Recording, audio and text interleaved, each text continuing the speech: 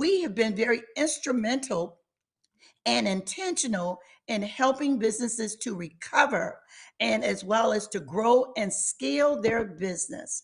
We are constantly on the battlefield trying to find ways to help women minority owned businesses be successful. My office is intentionally and dedicated towards women and minority owned businesses. So, some of the things that we've been doing since I last spoke with you, we most recently applied for an EDA grant. We matter of fact, not just one, but multiple EDA grants.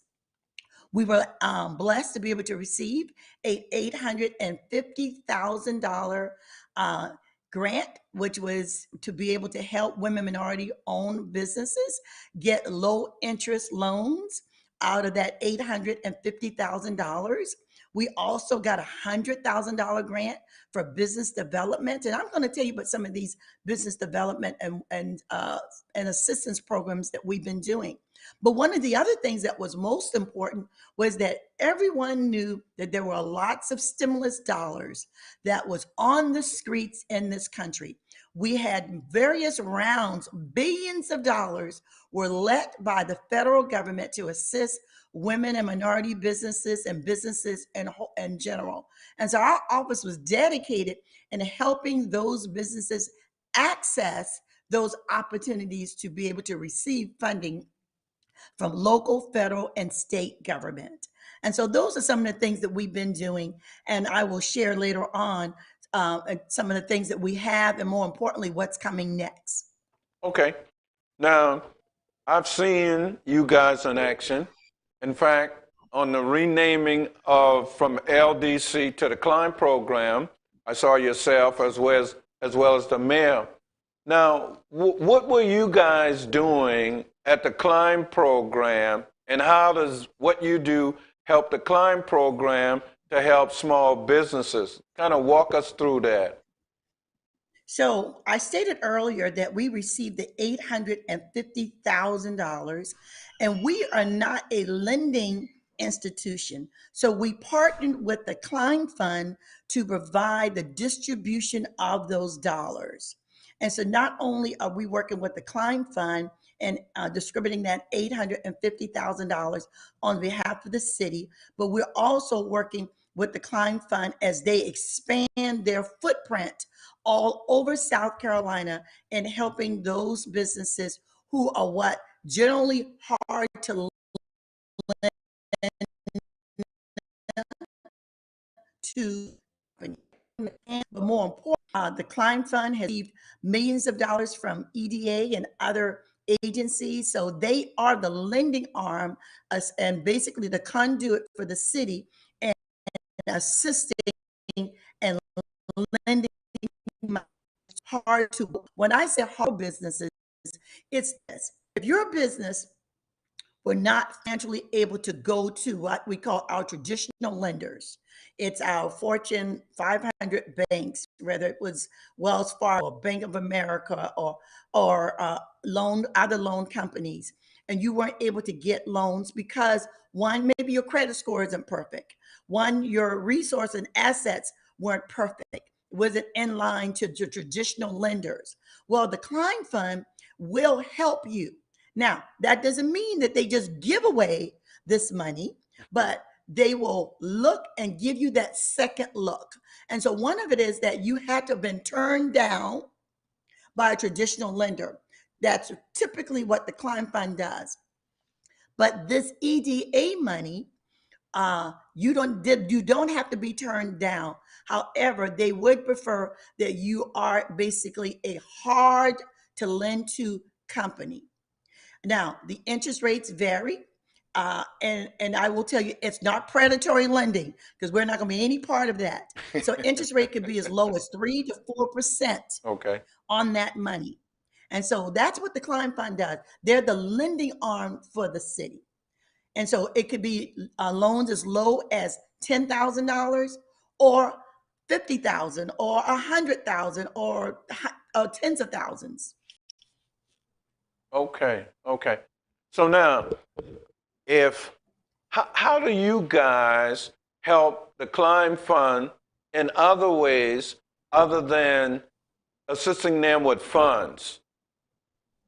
So the Klein Fund and the City of Charleston are what we call resource partners. And so when a business comes to the City of Charleston and needing assistance, then we direct to the Klein Fund. Or when businesses come to the Klein Fund and need business development or certifications, then they send them to us. So we have resource partners like the Klein Fund. We have resource partners such as SCDB, the South Carolina Small Business Development, or SCORE, or Low Country Local First, or SBA, or the Business Women's Center, which is new, which is a women's business center, which is now a new organization that was established here by SBA. So all of us work collaboratively together to make sure that businesses are successful. So that's what we do, working collaboratively together. Okay. On next month, we're putting together a workshop using the Klein Fund. Are you ready to borrow? That's going to be October the 13th. It's going to be a lunch and learn. And that's going to be navigated and hosted by us. But we're going to use Jerry Jenkins from the Klein Fund. That's going to be talking about the Klein Fund and preparing businesses to be ready to borrow, along with SCDB, the Small Business Development Center, talking about your business plans and financial planning so that people are ready to borrow. Because, Daryl, I will tell you, there are so many people that did not have access to stimulus funds. There were so many people who were left out because they were not prepared. They didn't have business banking accounts. They did not have separate expense accounts. They did not understand where and how to apply for financial assistance. So the Klein Fund, along with the City of Charleston, and all of our resource partners, we are constantly preparing businesses to scale and grow and to be able to access capital. Because as you know, Daryl, one of the number one reason why a lot of businesses fail is because of their lack of access to capital. Capital is the lifeblood of business. If you don't have the Yes, it money, is. you can't stay in business long. So tell me, Exactly. what did you see over the last year and a half, in addition to being unbanked, being unprepared with record keeping, and a sundry list of things? What would you say were the two biggest issues that prevented minority and small businesses from being able to access the funds? So those were the number one and two reasons. But in addition to that is lack of information, not knowing where to go, not where knowing where to start. Daryl, I will tell you that every single time I speak with a business owner, I will tell them that I have the best website. I have the best person that they can talk to. And if you've been on my webinar, it's Dr. Google. Mm-hmm. When in doubt, Google it.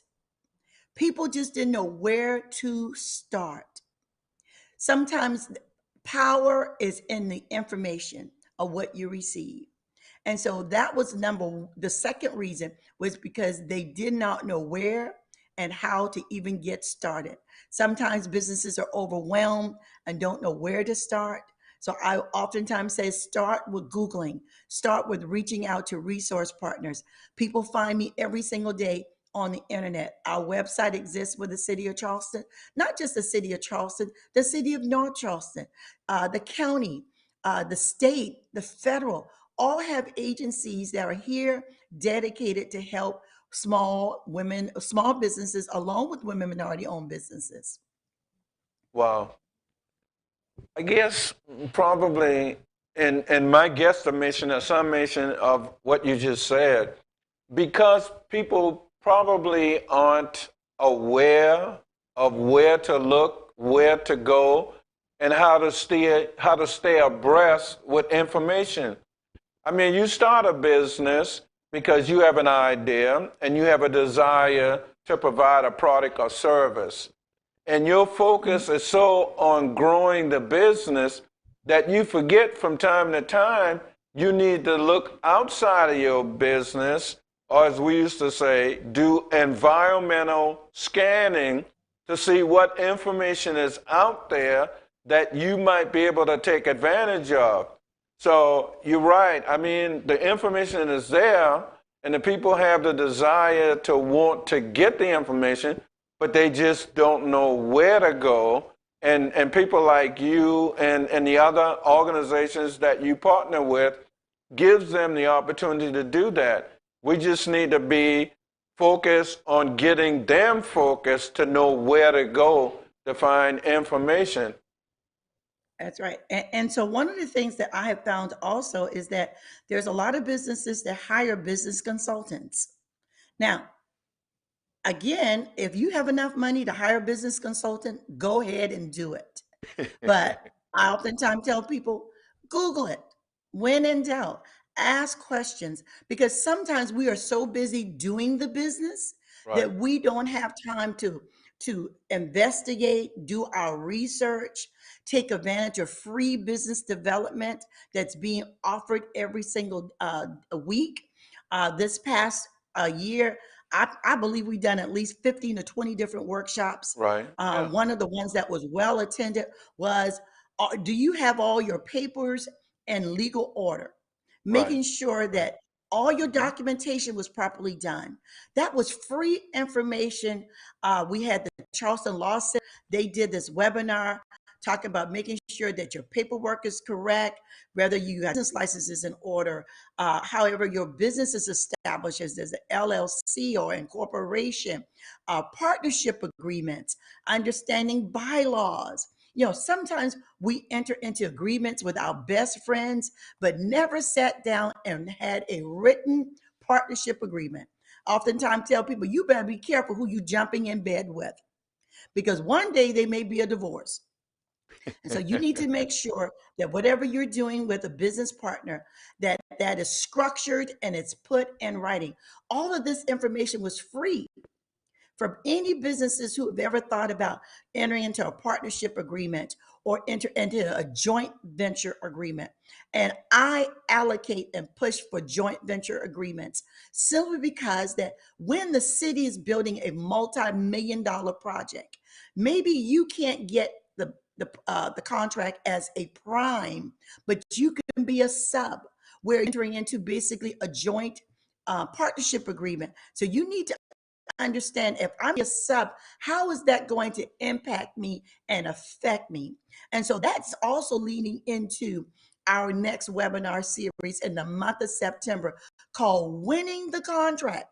Yeah, I saw that. Winning the contract because people don't know how to do business with the county or the city or with the federal or with the state. Well, we've done a free workshop on how to do business with our governmental agencies. But this month, every Wednesday from 6 to 7 p.m., I call it the hour power because Right. information is power. How Hmm. to win the contract. This past Wednesday, we did Why Be Certified. Next Wednesday, it's going to be federal contracting one on one. Daryl, will you believe that SBA have set aside contracts Hmm.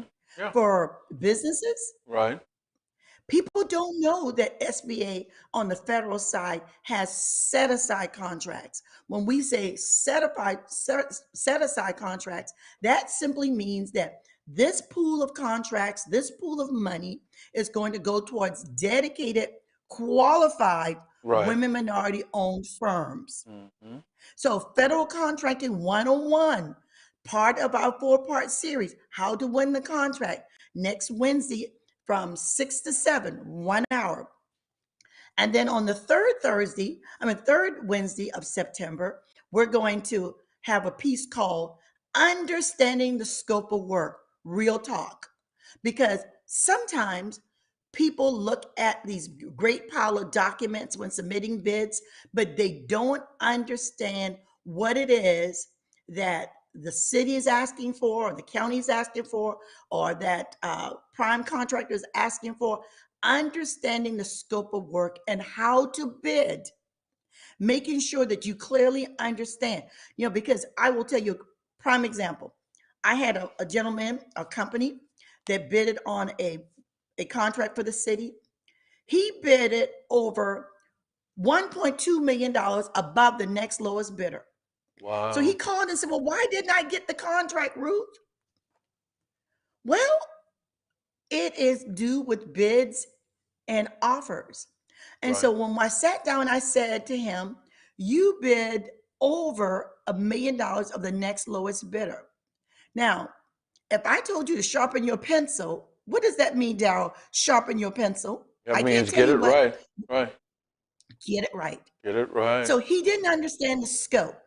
They were asking for, and I'm just using an example, they were asking for 4 trucks. And why would you bid and submit a bid to present Mercedes? Huh. Okay. The scope was for General XYZ, Right. and the person submitted a bid for Mercedes. Right. So, of course, the cost of the Fords are cheaper than the cost of the Mercedes, right? Exactly. Yeah. So you didn't read the scope of work. So you didn't get the offer because you weren't presenting what the city needed or what that agency needed. So we're going to talk about this, understanding the scope of work and how to bid. Real talk. We have Mr. Nate Spells Jr. Nate's his company is Construction Dynamics, and they have built all over South Carolina. Most recently, Royal Baptist Church, Yeah. along with their new, I think that's what they Life call center. banquet center and life Banquet. center. Life center. Mm-hmm. That's right. And so this is going to be real talk, and they do a lot of work here with the school district. So there's real talk. So you'll be able to ask questions. You'll have real life examples. And then finally, the last Wednesday in September is going to be I got the contract. Now what? Contract compliance. Wow. Yeah. Contract compliance. So Yeah. if blessed and lucky enough to get the contract, you want to make sure that you're successful in completing the contract because too often we might get the work.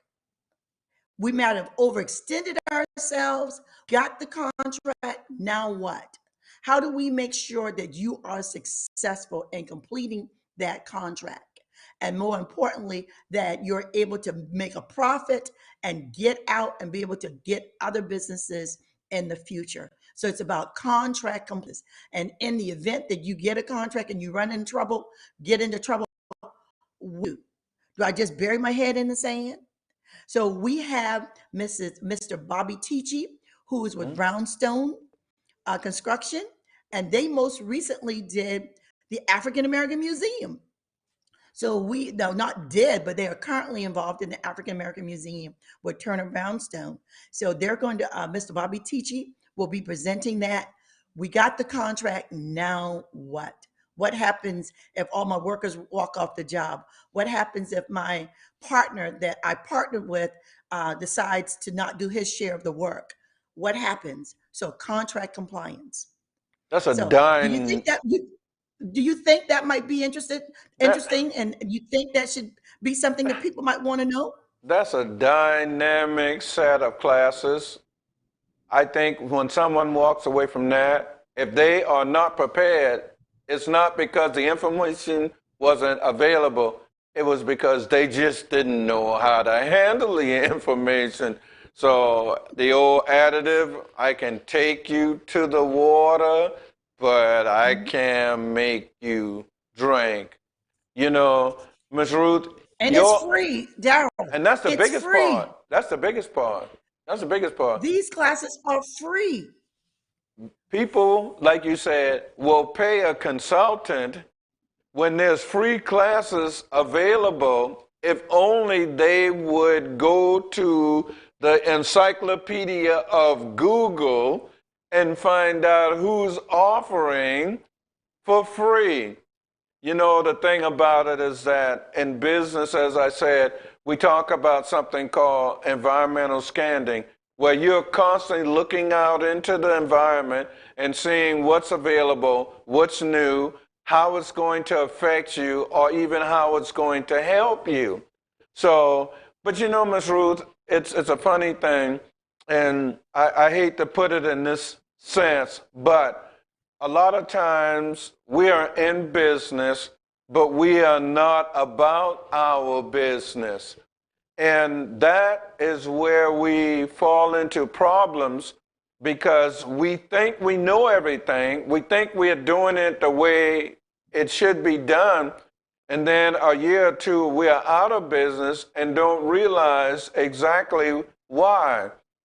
When organizations like yours and those that you partner with, like you mentioned, the SBA, the SBDC, the SCORE, the Women's Business Center, the Klein Program.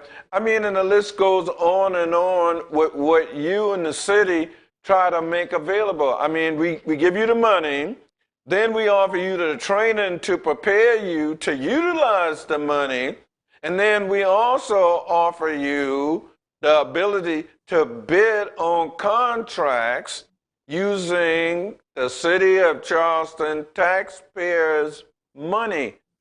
So you getting your money back, but you got to be prepared in order to do that. And you need to know what you don't obviously know and where to go to get that information. And hey, that's why you're working so hard to do that. Yeah. Exactly. And Daryl, I will also say this. This is where we have to take time out. We have to evaluate ourselves. You know, when I had my own company, every year at the beginning of the year, we would sit down and we would evaluate. You would strategize. What classes do I need to take? You know, what certifications I need to get? How much money we're going to make? You have to come up with a business plan every single year. You can't just never go back and look at the plan. We got to see how successful we were prior to. And then we need to figure out what do we want to do in 2022, and then figure out what worked in 2021 and what we can do better in 2022.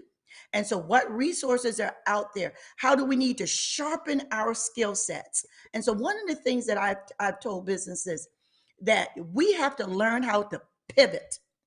And sometimes, Daryl, and I can only talk about what I could talk about, Right. and let's keep it real. Mm-hmm. Sometimes we are still trying to operate a mom and pop business in a 21st century business atmosphere. If you don't have, this is real. I was driving down the highway and saw this beautiful wrapped vehicle, and it had this business name on it and everything that they offer. And I was like, that's really nice. That's great advertisement down 26. Well, I called the telephone number who was on that vehicle to to find out and to let him know who I was and to offer what and tell him what the city of Charleston does. Mm-hmm. Well, Daryl, guess what? What? He might have gotten the van all wrapped, got the beautiful pictures, the beautiful phone number, easily identifiable. But when I called the number, guess what happened to that number? Guess what happened on the other end of that phone number? This number's no longer in service. It's been Look at it. disconnected. It was worse than that. Leave a message. We'll holler back Leave at a you. message. We'll holler Yeah, back at leave a you. message. Yeah, leave a message. So I thought to myself, maybe I dialed the wrong number. I dialed it again. Leave a message. Now, is that a professional way? So if I am looking for a company who offered those services and it was beautifully wrapped, but not following through. And so part of it is that we have to continue to follow through, because understanding that if you don't have a web, think about websites. If you, what are your marketing strategies? You know, if you want to increase your business, what about your marketing strategies? You know, what's your marketing strategy besides wrapping our trucks, our vans? Who's answering our telephone? How do I return those calls? Do I return them 10 days later, or I make sure that I return those calls within 24 hours? And when someone calls my number, hi, you've reached Ruth Jordan. I'm assisting other customers. Please leave your name, number, and we will get back with you within the next 24 hours. Thank you for calling. Along those lines. So we have to begin to think about pivoting and doing business differently than how we did businesses 20 years ago, or even 5 years ago, or 2 years ago. You know, think about, what is your email? Hi, this is Divalicious.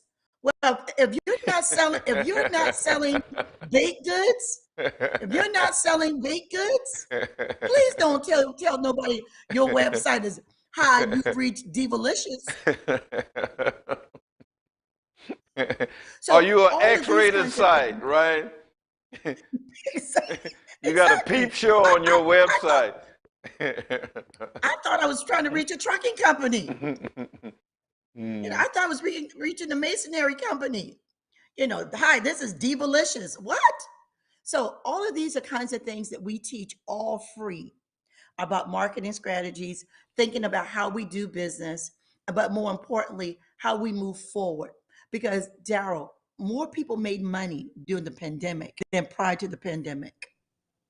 I can certainly believe that. Because why? They made more money. Right, Restaurants made more money because you right, know what they did? They started selling online. right. You had And more take food out. trucks out there. Hmm. That's right. They had pickup takeouts. You Yep. had caterers that didn't have the expense of putting together those event centers. So instead, what they did was they actually did online food catering and online events. Wow. They had people doing Wow. online exercise classes. You had juice bars delivering and pickup. People made money during the pandemic, Hmm. thinking outside of the box, learning how to pivot. So Yeah. that's some of the things that we talk about. And our next series next month is going to really be dealing with, in the month of October Hmm. and November, it's going to be, are you ready to borrow, and getting you ready for 2022, helping you get your house in order so that financially you are prepared. So we're going to have a lender matchmaking in November. We're excited doing that. We're going to have our traditional lenders as well as some non-traditional lenders with a virtual online matchmaking. Miss Ruth, y'all So killing we it. so we're excited. Nobody can say the city of Charleston, the doggone minority and women business enterprise is not doing their part to be relevant for business owners. And you really outlined a lot of key things that need to be talked about, that if people are not listening to what you're saying, they are soon to become irrelevant. Case in point, why are businesses closing down and why are some still thriving? Well, because the thriving business learned how to rebound and make money in a different way. We can't I call it continue to pivoting. say, You have to huh? pivot. Yeah, they Mhm. pivot. You have to pivot. Mhm. And you have to realize when to pivot.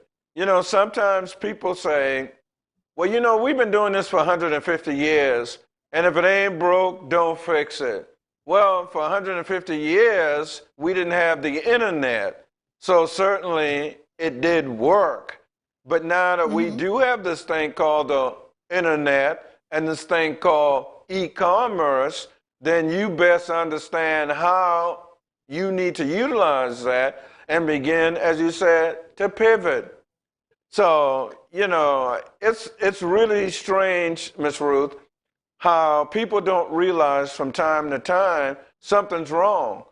If I'm not making as much sales as I used to, if I don't have as many people coming to my business location or website as used to, then that should be some kind of bell ringing that I am not doing something that I need to be doing. But Exactly. if I start a business based on what I know about that particular business, vis-a-vis, I'm an ice cream guy because I worked for Baskin and Robert for 50 years, so I start my own ice cream.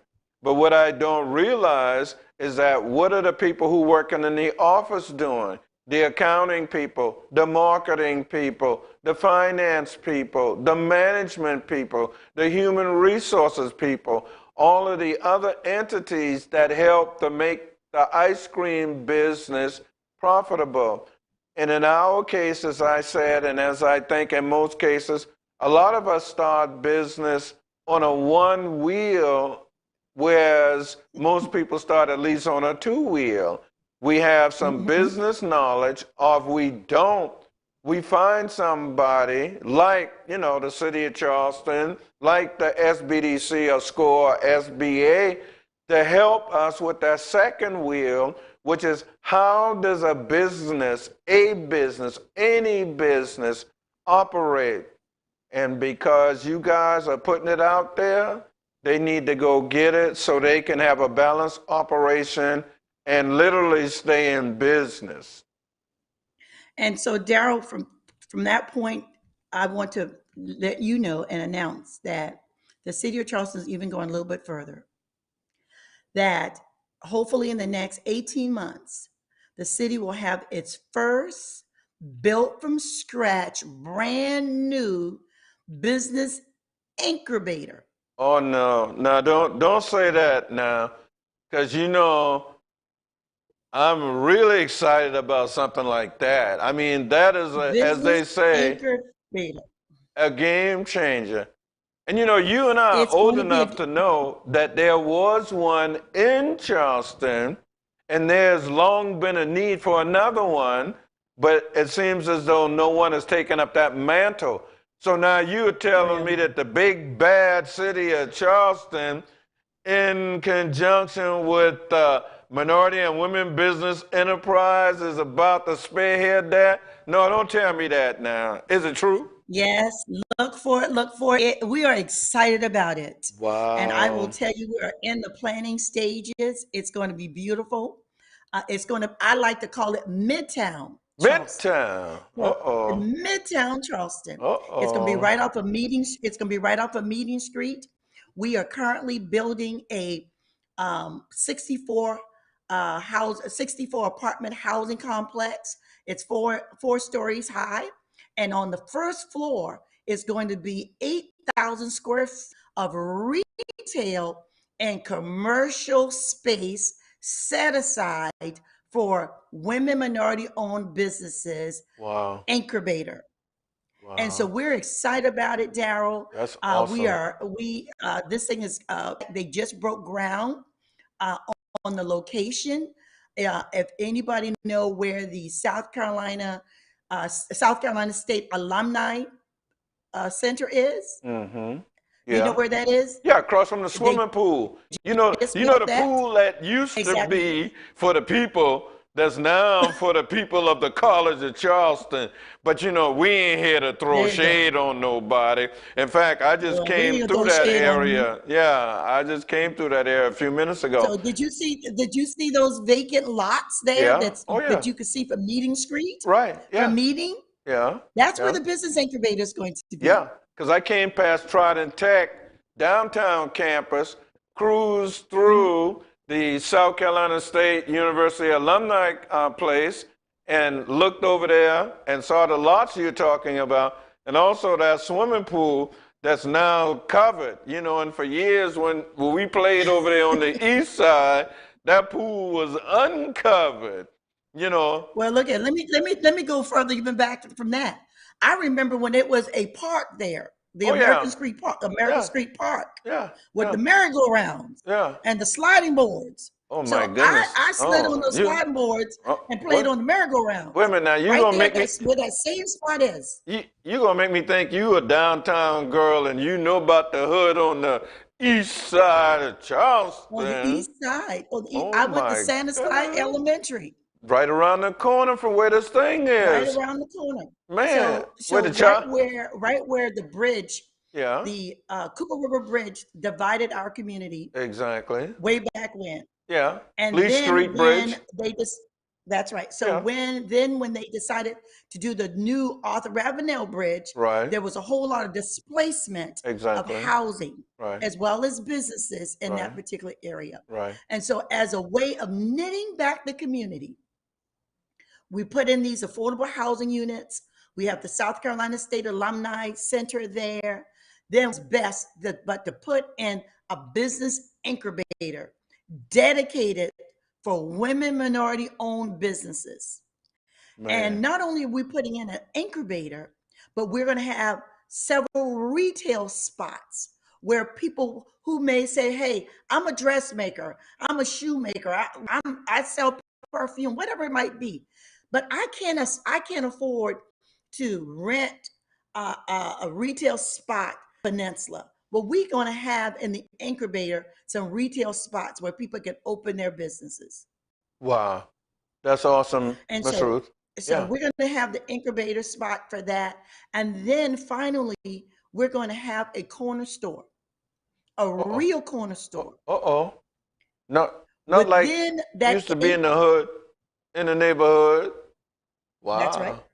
That's Knights. You exactly remember right. Knights And Grocery? it's what you talking about, Mr. Kelly's and Knight's Grocery? Oh, stop that Oh, you. now. Stop that, girl.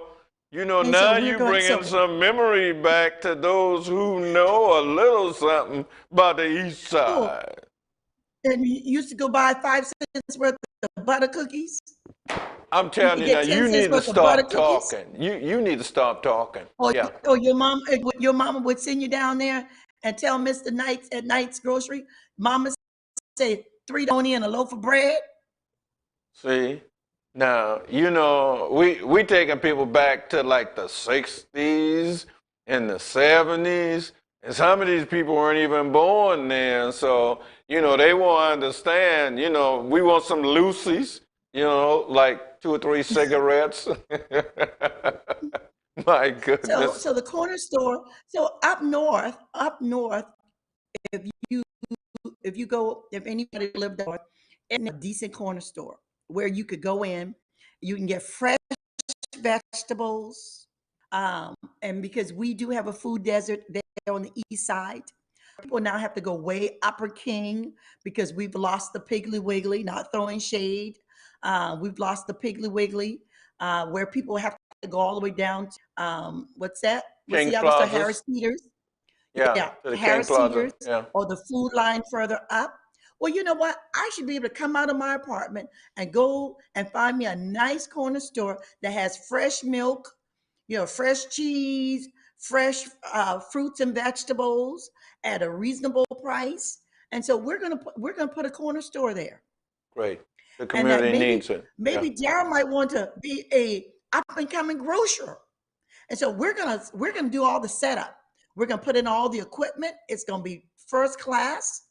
And so we're trying to figure out now the programmatic uh, part of this as well as the business. So we are putting together an advisory group to help develop the programs for the incubator.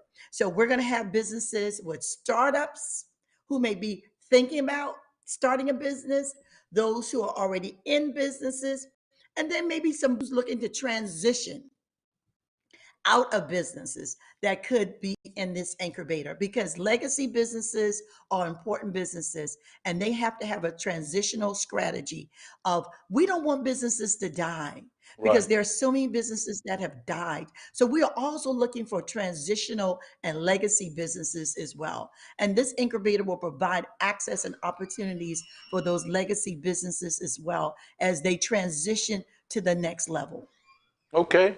Well, Ms. Ruth, you know, if any part I can play, please let me know. I'm more than willing to do that because this is an exciting and dynamic program.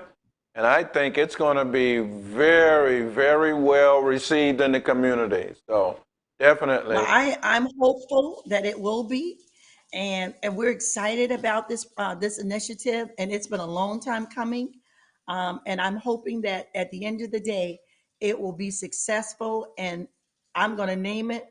Look at the City of Charleston's Women Minority Business Incubator, whatever All it's going to right. be. All And right. if somebody wants to donate some money, $1 million Boeing, we'll name it the Boeing Incubator. Okay, that sounds like a good thing. All right. Well, Ms. Ruth, I really appreciate your time. But before we go, let's go to your website and take a look at it Yes. so people who will know exactly where to go. I went to Mr. Mhm. Google and I Googled in Mhm. City of Charleston, minority and women business.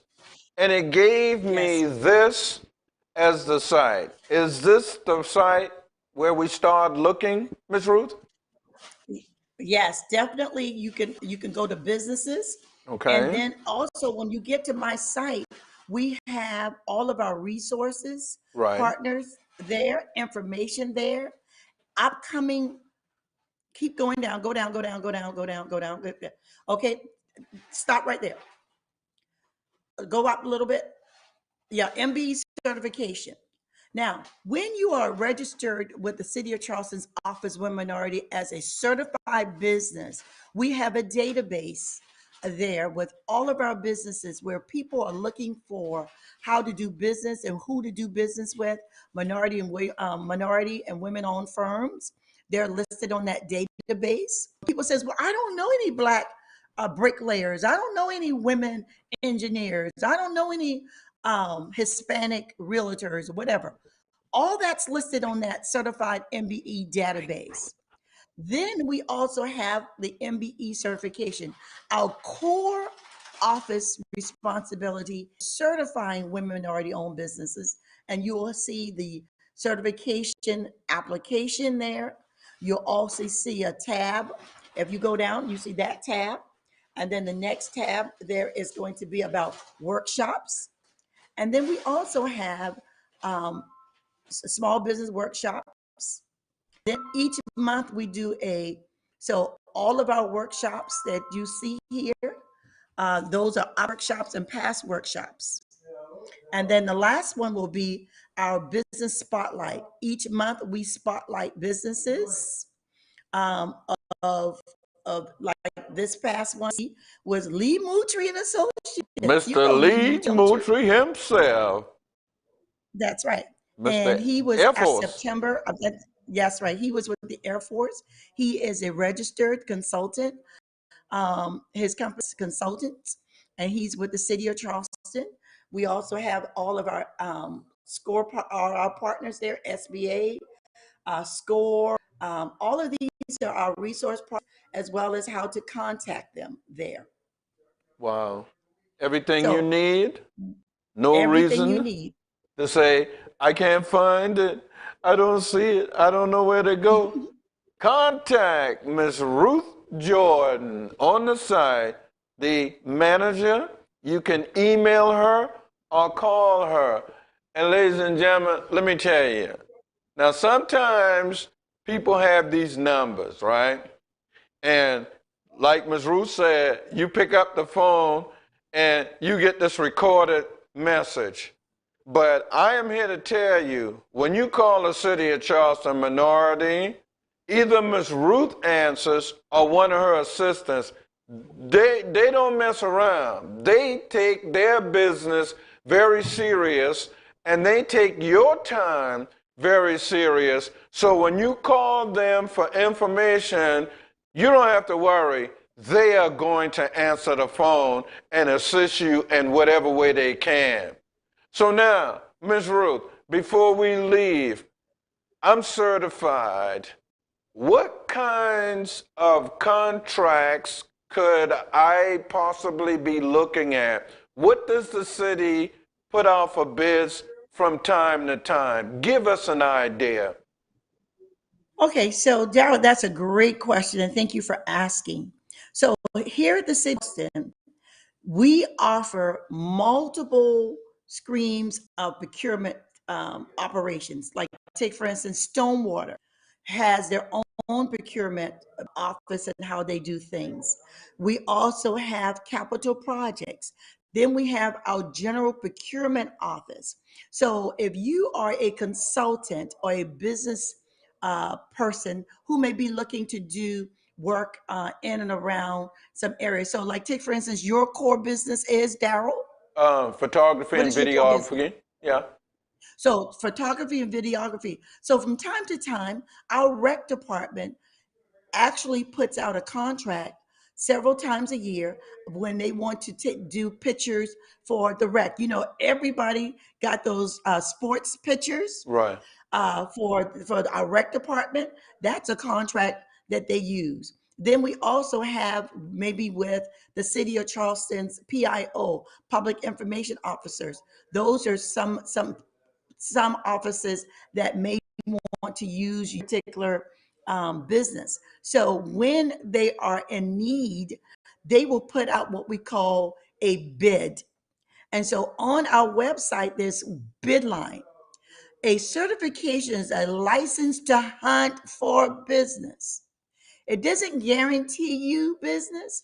It provides you an opportunity to hunt for business. So if you are certified with the city of Charleston, or even not certified, go online and sign up for bidline.com underneath the city of Charleston. And so any upcoming procurement opportunity or contract opportunity, it will automatically come to your email address.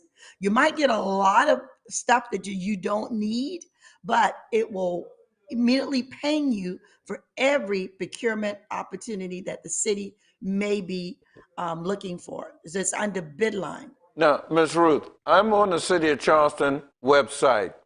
Welcome to Charleston. Where do I go to find? Okay, now go to business. Go to business. Okay. I'm at And business. it should be, okay, Biz so we should have Bidline. Is it Bidline. There we go. Bidline.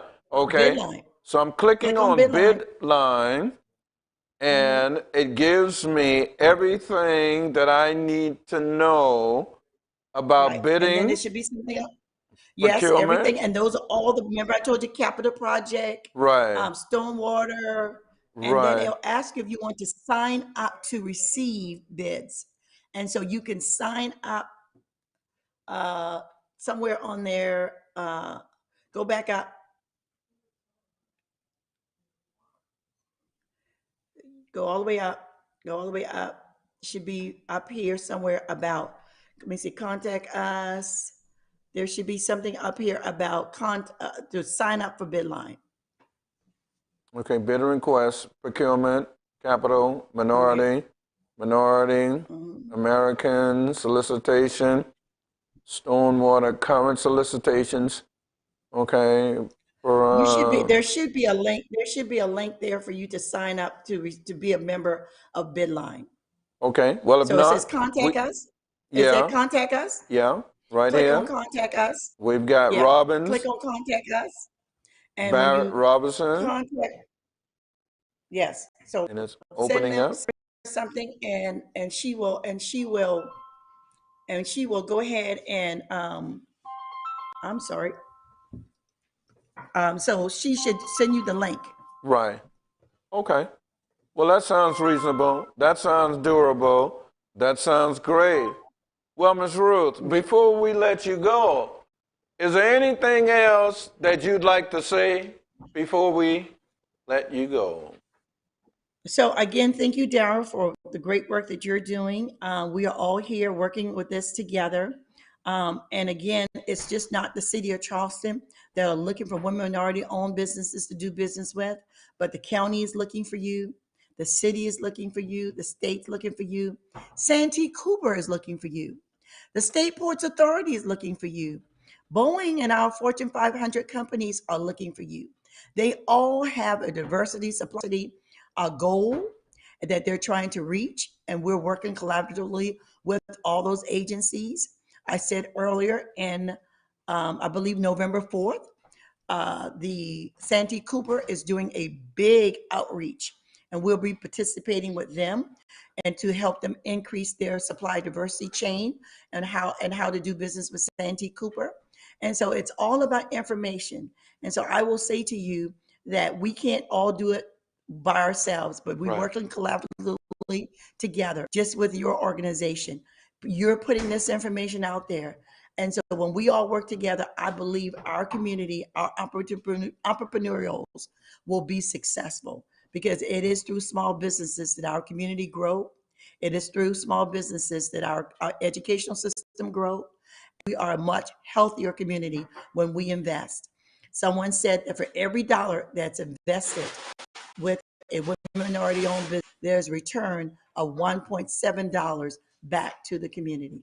Wow. So Awesome. again, let's continue to invest in our women minority-owned business and small businesses because they are that drives this economy. All right. Ladies and gentlemen, as I always say at the opening, we only talk to people that know what the hell they're talking about.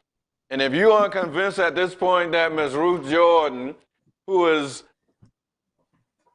very knowledgeable, doesn't know what the hell she's talking about, I guess we just wasted your time. But I can assure you that has not happened. So, on that note, we're going to allow Ms. Ruth to continue on with her work day because she's actually working from home, but she agreed to give us some of her time. So thank you, Ms. Jordan, for what you're doing. Thank you for what you are about to do, and we certainly appreciate you. Well, And cousin, take us out of here.